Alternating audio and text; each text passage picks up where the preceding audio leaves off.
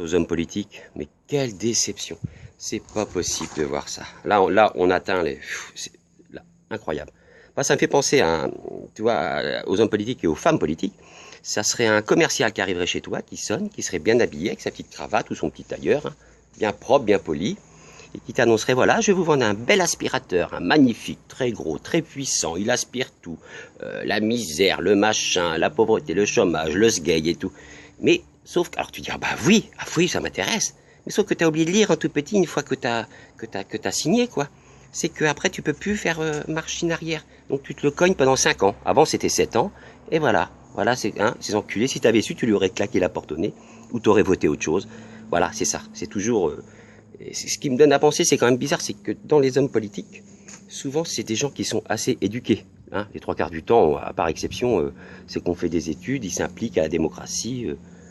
C'est bizarre, ça, quand même, non? Je sais pas, faudrait un petit peu...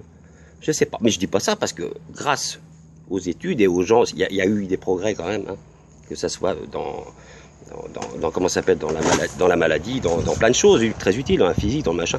Bon, mais en même temps, le progrès aussi, je pense qu'on s'en prend une grosse dans le cul aussi.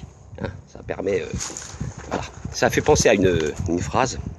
Alors là, c'est plus chiant, mais c'est un peu vrai. C'est la droite et la gauche sont des concepts dénués de sens. Parce que le capitalisme a triomphé. Et tôt ou tard, toute activité humaine sera entièrement gouvernée par des fluctuations hasardeuses du marché. Bon, je regarde un petit peu, c'est pas de moi. De toute façon, c'est Jonathan. Hein. C'est fait pour les vacances.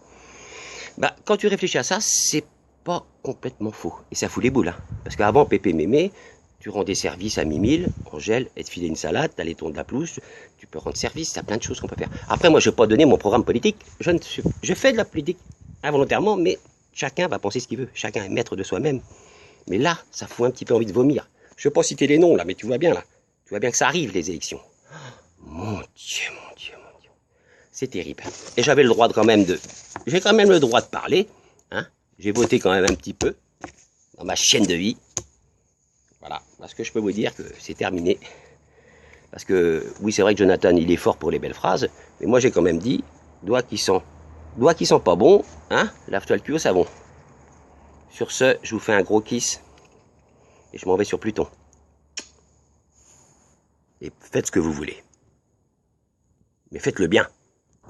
Ce que nous gagnons en connaissance, nous le perdons en sentiment. Là, ça c'est pas de moi.